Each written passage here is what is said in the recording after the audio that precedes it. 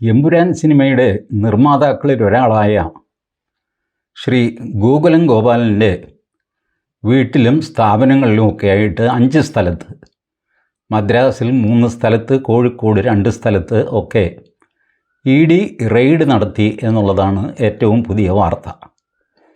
ഈ വാർത്തയ്ക്ക് ഒരു ചമൽക്കാരം വന്നത് എന്താണെന്ന് വെച്ചാൽ, എമ്പുരാൻ സിനിമ പിടിച്ചതിൻ്റെ പേരിലാണ് ED റെയ്ഡ് എന്ന് പറഞ്ഞ് കണക്ട് ചെയ്ത് വലിയ ബഹളം. നിസ്സാരക്കാരല്ല. പ്രതിപക്ഷ നേതാവ് VD സതീശൻ, LDFിൻ്റെ കൺവീനർ TP രാമകൃഷ്ണൻ, ഇവരൊക്കെ പറഞ്ഞു, ഇതിപ്പോൾ എമ്പുരാൻ്റെ പേരിലല്ലേ, നമുക്ക് എമ്പുരാൻ്റെ പേരിലാണോ എന്നൊന്ന് പരിശോധിക്കാം. എമ്പുരാൻ സിനിമ റിലീസ് ചെയ്തു, അതിൽ കട്ട് ചെയ്തു, വീണ്ടും റിലീസ് ചെയ്തു, അത് ഓടിക്കൊണ്ടിരിക്കുന്നു. ഏതായാലും അതൊരു ഫൈനാലിറ്റിയിൽ എത്തിയിട്ടില്ല, തിയേറ്ററിൽ നിന്ന് ഇറങ്ങിപ്പോയിട്ടില്ല. അതിൻ്റെ കളക്ഷൻ വിദേശത്ത് ഇത്ര കിട്ടി, സ്വദേശത്ത് ഇത്ര കിട്ടി എന്നൊക്കെ പറഞ്ഞ് മോഹൻലാൽ തന്നെ വിളിച്ച് പറയുകയൊക്കെ ചെയ്തു. എന്തുമായിക്കോട്ടെ, കളക്ഷൻ മുഴുവനായിട്ടില്ല. ED ഇപ്പോൾ അന്വേഷിക്കുന്നത് 2 കാര്യങ്ങളാണ്. ഒന്ന്, FEMA violation, foreign exchange management act, അതാണ് ഫേമ. അതായത് വിദേശത്ത് നിന്ന് ഇന്ത്യയിലേക്ക് കൊണ്ടുവരുന്ന പണം, അല്ലെങ്കിൽ ഇന്ത്യയിൽ നിന്ന് വിദേശത്തേക്ക് അയച്ച പണം, അതിന് കണക്കില്ല, റിസർവ് ബാങ്കിൻ്റെ പെർമിഷൻ ഇല്ല, ഉമ്മട്ടിക്കില്ല എന്നൊക്കെ പറഞ്ഞ് ഒരുപാട് വകുപ്പും ചട്ടങ്ങളൊക്കെ ഉണ്ട്. ഇതൊന്നുമില്ലാതെ സൂത്രത്തിന് കടത്തി കൊണ്ടുപോകുന്ന പണത്തിനാണ് കുഴൽപ്പണം, ഹവാല എന്നൊക്കെ പറയുന്നത്.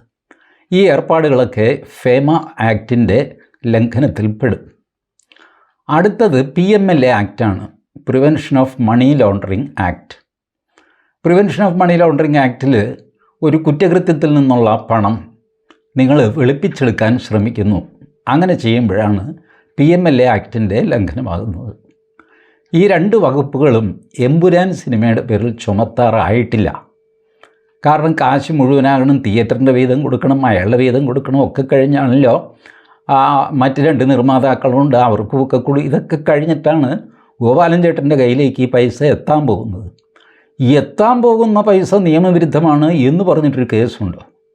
എത്തിക്കഴിഞ്ഞല്ലേ നിയമവും നിയമവിരുദ്ധമൊക്കെ വരുന്നുള്ളൂ. അപ്പോൾ അതുകൊണ്ട് എമ്പുരാൻ്റെ പേരിലല്ല ഈ റെയ്ഡ്. ഫേമ ആക്ട് ലംഘനത്തിൻ്റെ പേരിൽ നേരത്തെ തന്നെ ഗോപാലൻ ചേട്ടൻ്റെ പേരിൽ ഒരു കേസ് രജിസ്റ്റർ ചെയ്തിട്ടുണ്ട്. അതിൻ്റെ തുടരന്വേഷണമാണ് ഈ നടക്കുന്നതെന്ന് ED തന്നെ ചാനലുകാരോട് പറഞ്ഞു. ബട്ട് ചാനലുകാർ ആ ബൈറ്റ് കാണിക്കുകയില്ല. ചിലരൊക്കെ പറഞ്ഞു ഇങ്ങനെ ED അറിയിച്ചു, എന്നാലും എമ്പുരാൻ സിനിമ ഇറങ്ങിയ സമയത്താണല്ലോ ഇത് നടക്കുന്നത്, അതുകൊണ്ട് നമുക്ക് കൂട്ടി വായിക്കേണ്ടി വരും. നിങ്ങൾ കൂട്ടി വായിച്ചോ, നിങ്ങൾ വായിച്ചുകൊണ്ടിരിക്കും എന്നുള്ളതല്ലാതെ EDയെ ഇതൊന്നും ബാധിക്കുന്നില്ല. ഗോകുലം ഗോപാലന് ഒരുപാട് ബിസിനസ് സ്ഥാപനങ്ങളുണ്ട്. അദ്ദേഹത്തിൻ്റെ അടിസ്ഥാന ബിസിനസ് ഗോകുലം ചിറ്റ് ഫണ്ട്സാണ്, എത്രയോ വർഷമായിട്ട്. അതേ ചൊല്ലി ഒരുപാട് പരാതികൾ ഉണ്ടായിരുന്നു പോലും, പ്രത്യേകിച്ച് തമിഴ്നാട്ടിലുമൊക്കെ. അപ്പോൾ പിന്നീട് അദ്ദേഹം അങ്ങ് വലുതായി, ഹോട്ടലായി, കൺവെൻഷൻ സെൻ്ററായി, സിനിമ പിടുത്തമായി, അങ്ങനെ വെച്ചടി കയറ്റമായിട്ട് വലിയൊരു കോർപ്പറേറ്റ് ശക്തിയായിട്ട് ഗോകുലം ഗോപാലൻ മാറി. ഗോപാലൻ എന്നാണ് അദ്ദേഹത്തിൻ്റെ പേര്. ഗോകുലം എന്നുള്ള സ്ഥാപനത്തിൻ്റെ പേരും ചേർത്താണ് ഗോകുലം ഗോപാലൻ എന്നറിയപ്പെടുന്നത്. അദ്ദേഹത്തിന് TV ചാനലുകളുമൊക്കെ ഉണ്ട്. ഇങ്ങനെയൊക്കെ ഉള്ള ഒരാളിനെ റെയ്ഡ് ചെയ്യുമ്പോൾ അത് വാർത്തയാകും. പക്ഷേ അതിന് ഒരു രാഷ്ട്രീയ ഡയമെൻഷൻ കൊണ്ടുവരിക, കേന്ദ്ര ഏജൻസികളുടെ ദുരുപയോഗം എന്നൊക്കെ പറയുമ്പോൾ VD സതീശനും TP രാമകൃഷ്ണനും ഒക്കെ രക്ഷിച്ചെടുക്കാൻ ശ്രമിക്കുന്നത് ആരെയാണ്? ഗോകുലം ഗോപാലനെയാണ്. എന്തിനാണ് ഗോകുലം ഗോപാലനെ രക്ഷിക്കുന്നത്? ഇപ്പോൾ TVയിൽ നിങ്ങൾ TVക്കാരുടെ അടുത്ത് ബൈറ്റ് കൊടുത്തുകൊണ്ടൊന്നും കേസില്ലാതെ ആവില്ല എന്നറിയാമല്ലോ. അപ്പോൾ നിങ്ങൾക്കൊരു ഇമ്പ്രഷൻ ഉണ്ടാക്കണം, ഈ ED എന്ന് പറയുന്നത് ചുമ്മാ തോന്നിവാസം മനുഷ്യരെ അറസ്റ്റ് ചെയ്യുകയും ചോദ്യം ചെയ്യുകയൊക്കെ ചെയ്യുന്ന ആൾക്കാരാണ് എന്ന് വരുത്തി തീർക്കണം. അതാണ് നിങ്ങളുടെ ആവശ്യം. കാരണം നിങ്ങളുടെയും പിന്നാലെ ED ഉണ്ട്. EDയുടെ നീക്കം ഡോക്യുമെൻസിൻ്റെ പുറത്താണ്, അതുകൊണ്ട് വളരെ സ്ലോ ആയിരിക്കും. നിങ്ങളൊന്ന് ആലോചിച്ച് നോക്കിയേ, രാഹുൽ ഗാന്ധിയെ 2 തവണയും സോണിയാഗാന്ധിയെ 1 തവണയും ED ചോദ്യം ചെയ്തിരുന്നു, ഒരു 4 വർഷം മുമ്പ്. ഇതുവരെ നടപടി എന്തെങ്കിലും ആയോ? ആയിട്ടില്ല.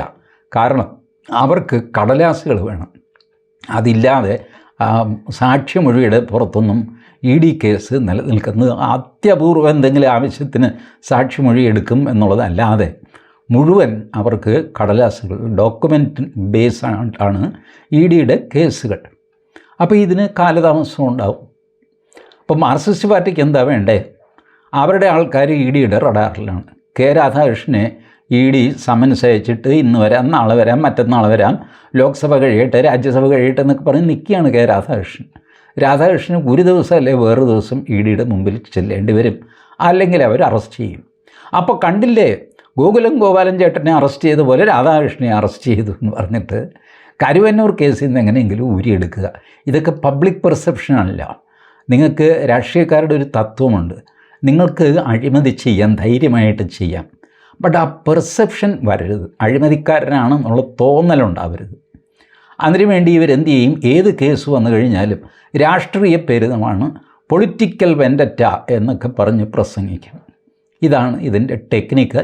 ഇതിപ്പോഴൊന്നും തുടങ്ങിയതല്ല, നമ്മുടെ ലാലു പ്രസാദ് യാദവിൻ്റെ കാലം മുതൽ തുടങ്ങിയതല്ലേ. അയ്യോ എന്നെ പിടിച്ചുകൊണ്ട് പോയി, ഞാൻ എത്ര സത്യം, എന്നെ കണ്ടില്ലേ, ഞാൻ പാവങ്ങൾക്ക് വേണ്ടിയിട്ട്, ഇങ്ങനെയൊക്കെ പറയും. ബട്ട് കേസാണ്, അതായിട്ട് മുന്നോട്ട് പോകും.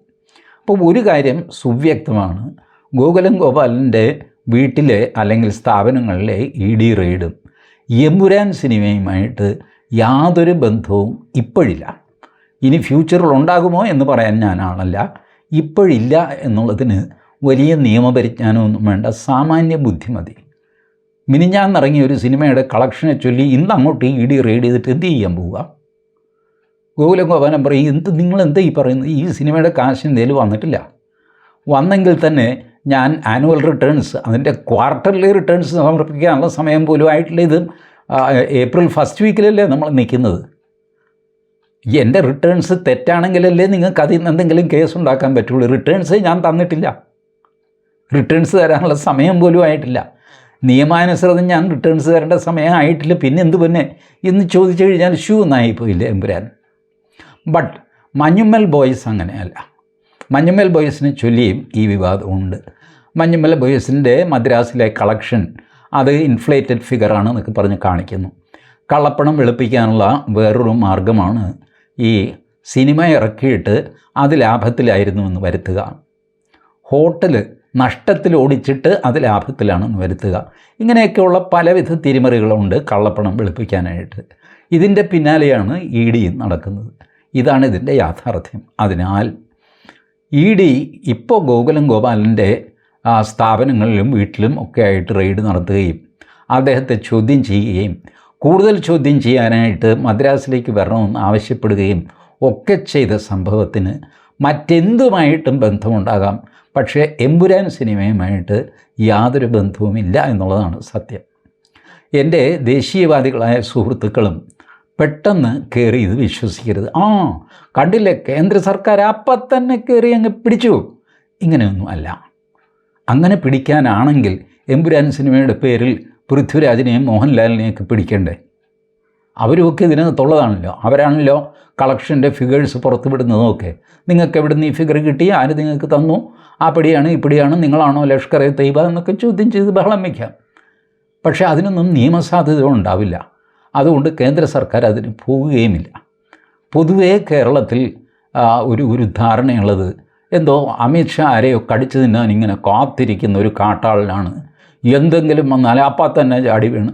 അങ്ങനെയൊന്നും അല്ല ഒരു അഡ്മിനിസ്ട്രേഷൻ നടക്കുന്നത്. എല്ലാം അതിൻ്റെ ചിട്ടപ്പടിയും ക്രമപ്പടിയും നടക്കുകയുള്ളൂ. നമ്മുടെ ആഗ്രഹം വളരെ വേഗം നടക്കണമെന്നായിരിക്കാം, പക്ഷേ ഏജൻസികൾക്ക് അവരുടെ പരിമിതിയുമുണ്ട്, നിയമതടസ്സങ്ങളുണ്ടെന്നേ. ഡോക്യുമെൻ്റ് കയ്യിൽ വേണം. ഇതില്ലാതെ വെറുതെ ഒരു പൗരനെ ഹരാസ് ചെയ്ത് കഴിഞ്ഞാൽ അയാൾ വെറുതെ വിടുമോ?